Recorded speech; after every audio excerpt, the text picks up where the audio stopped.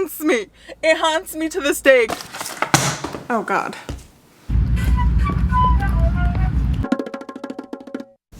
Good morning. So we are about to get a walk in, and I just wanted to give you a really quick update. I have been doing pretty good for about 5 days now. This will be the 6th day that I've been on plan. I did some mathing last week, and I figured out if I stay on it at a moderate pace for 175 days, I will get to my goal and I could be done with this. Well, not done with this, because there will be like a maintenance phase and it'll be freaking annoying, but that gave me hope. If it takes longer, it takes longer, but like it just gave me like the push I needed to like get back on it and like stay on it, I guess. I don't know, but a switch flipped and I have been doing pretty good for the past 5 days. So my challenge that I'm setting for myself is a 175-day challenge, and we're 5 days into it at this point is what I'm saying. Like last video I mentioned that I was thinking about like doing like a personal challenge, and it's that. And it's basically like just your basic weight loss shit. Track your food, try to get your protein in, try to eat cleaner, stay hydrated, move your body. And along with that, I put in some like mental health stuff as well. Like I want to meditate. Like I want to meditate for like 5 minutes every single day, and journal and stuff like that. So it's nothing crazy. I'm still not in ketosis, and I want to get back into ketosis because I love that energy boost. That energy boost is everything. Plus, I feel like my mental health is better when I'm in that state. So far, not back in it. I'm like right on the cusp as of this morning, but still no dice. And so yeah, that's the plan. So let's get this walk in, because it's already hot as shit.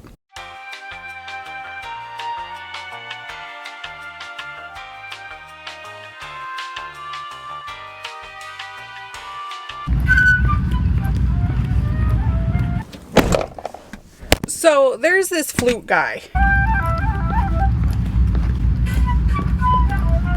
This flutist and me have been out here every single morning on our grind, really. Him tooting away, me pounded the pavement. And I've been coming out here without headphones. So I've just been trying to like be present in the moment on my walk or whatever. Taking the nature, all that nonsense. But because the Flute guy has been out here, a lot of my walk has been taken up trying to figure out what his deal is. And I'm not judging him or anything like that. He's just out here. He has like a empty pitcher that also has like a PayPal link on it. He's like an older gentleman, and he's dressed like in kind of a jazzy outfit, I would say. You know, like little round sunglasses, turtleneck long sleeve, and slacks. Dark turtleneck, black slacks. So it's very like, I would call it a jazzy outfit. But he's out here tooting away every morning, and I just think about him the whole time. I thought maybe he was like practicing or something. He like maybe he just like picked up the flute as like a hobby, and he's just out here practicing in front of the people, you know, and if he makes a couple bucks, he makes a couple bucks. But the problem is he stops when there's no people around. Like if there's not someone directly walking by him, he'll stop and then like start back up as he sees someone like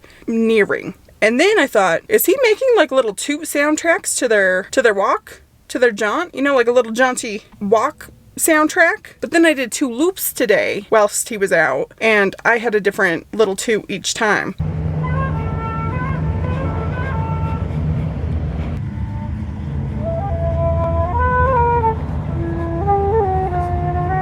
But there was, on the second go round, there was a lady with flip-flops walking with me, so maybe he was combining the 2 soundtracks. I don't know. More research needs to be done. But I just know he never plays like an actual song. Like they're always just like little snippets, little toot trills, if you will. I don't know anything about music, so I don't know if he's playing the flute good or bad. It sounds fine, you know, but I know enough that it's not like a song. And if he's doing it solely for the money, I think I would learn some songs if it were me. But luckily for me, it is very copyright free what he's doing, so I can include the toots in the video and no problem. I don't know, but that's what I've been thinking about for the past like hour. Let's go home and take a shower. Okay, I'm back at my house, and I was on the drive home still thinking about the Flute guy, so this is the last that I'll speak on it, but I came up with a business model for him because I think this might work, and I think it's actually like a really good idea. So we go with the walk soundtrack idea. He just like starts doing that for realsies. Like that's just not something I'm making up in my head. Like he just starts doing that, but not for people, because that could get offensive real fast. he instead does it for people's dogs. He does dog walk soundtracks. So, you know, you get like a little shit dog that's like skittering like, and it's like a little fast, quick jaunt. You get like a slow, older dog, and it's kind of just like a do, do, do. You know, like that kind of thing. I don't know shit about music, but I think people would absolutely love this. You know, you're just walking along and someone's like giving your dog a little musical accompaniment. Can't say that word. You know, like Mavis would be something fast and graceful, and Doug would be something a little bit derpy and clumsy. I need to like pitch this to him, but I don't know how.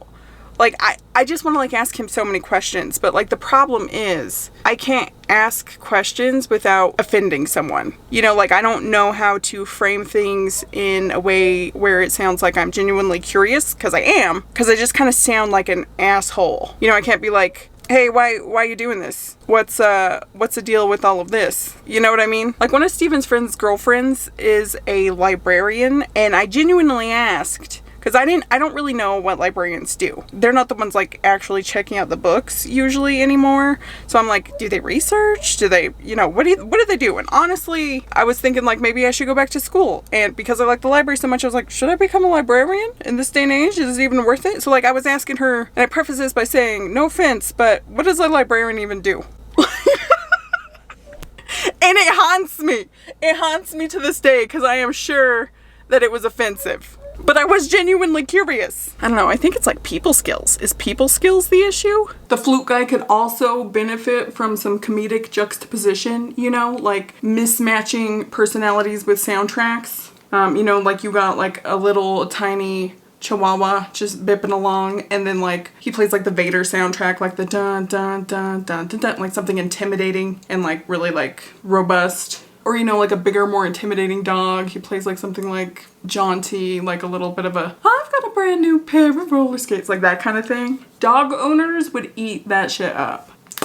And that would be like a really good way to raise money for like an animal shelter or like some kind of animal-based charity. Oh my god, someone who's musically inclined, do this. Should I learn the flute just to try it out?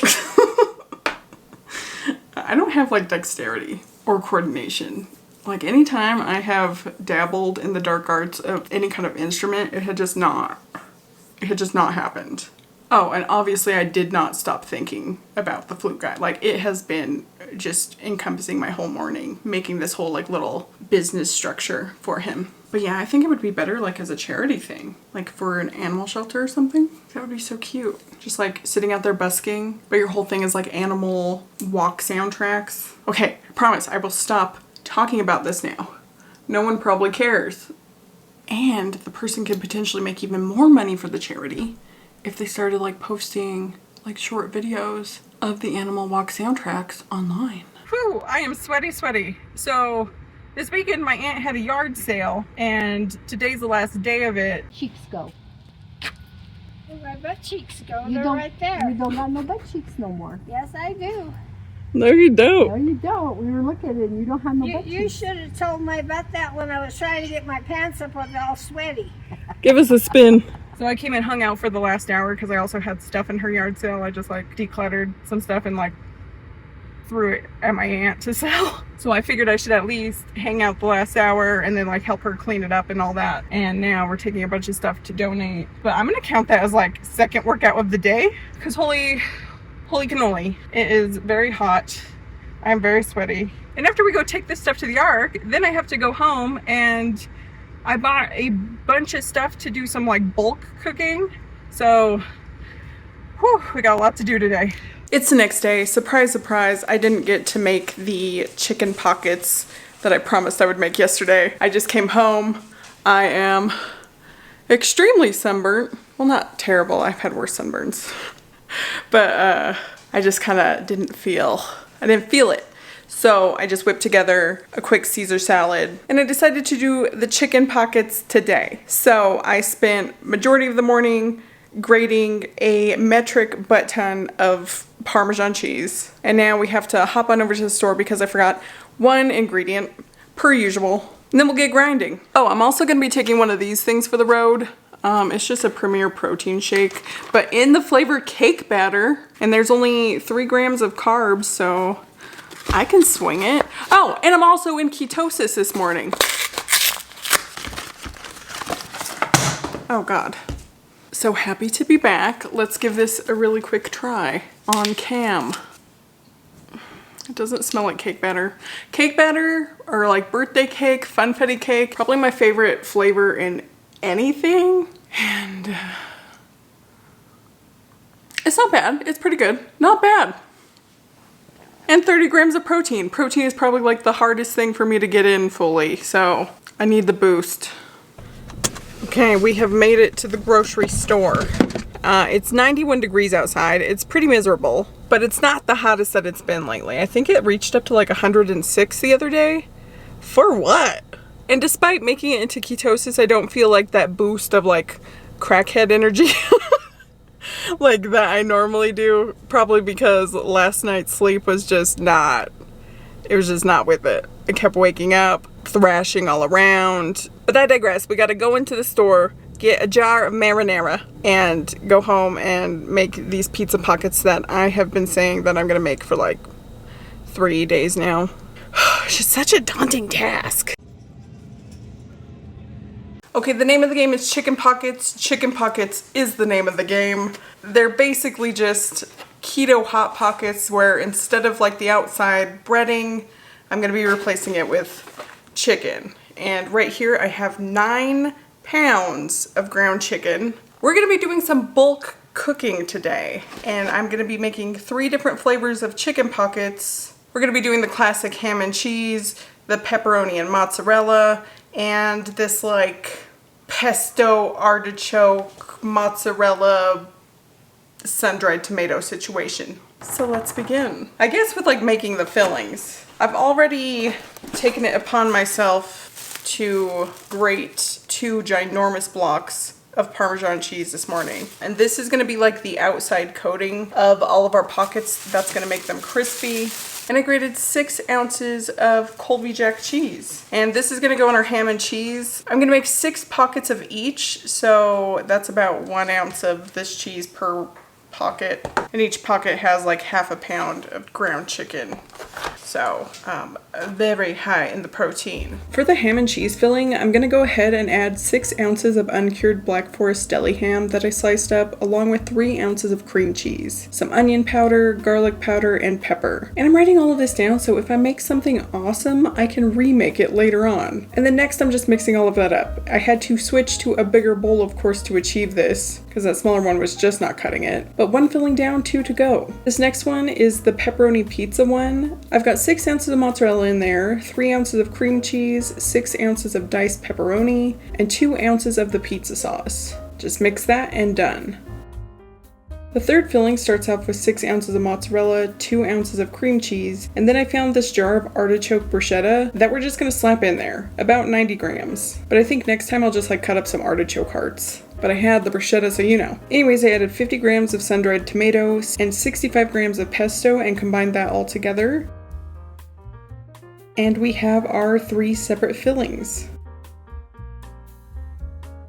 Next, for the chicken shell, I just threw in some garlic powder, onion powder, and salt and mixed that all together, and then separated it out into 8-ounce balls. And now we're ready to begin the arduous process of making these things. I laid out a sheet of plastic wrap to work on. It just makes it so much easier to handle the chicken, so it's not sticking to everything. But I'm just patting out an 8-ounce ball to like this oval shape, adding my filling to the center, and I can use the plastic wrap to fold the pocket over and seal the edge. And make sure you have a good seal so you don't get a filling blowout later in the oven. Sometimes you will either way, but just try your best. Now I'm just adding the Parmesan cheese crust, just patting it on there. I use about 20 grams of parm per pocket, and that is done. I just have to do this 17 more times.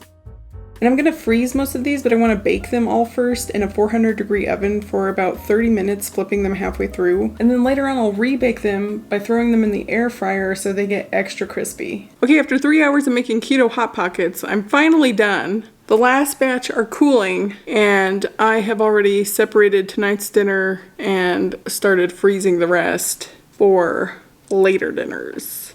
That was a lot of work. I don't think I'll make it in quite a big batch next time, or at least I won't do 3 different flavors all at once. I've already tried the pesto one and I know that's good. And then like the pizza one, that's just basically the calzone version of the chicken crust pizza that I make. So the one that I'm really excited about is the ham and cheese one, and that's the one that's going to be for dinner tonight. So once dinner happens, I'll let you know how that is. I just went ahead and baked everything, like so the chicken was cooked through, but I'm gonna throw them in the air fryer to get crispy when it's time to eat.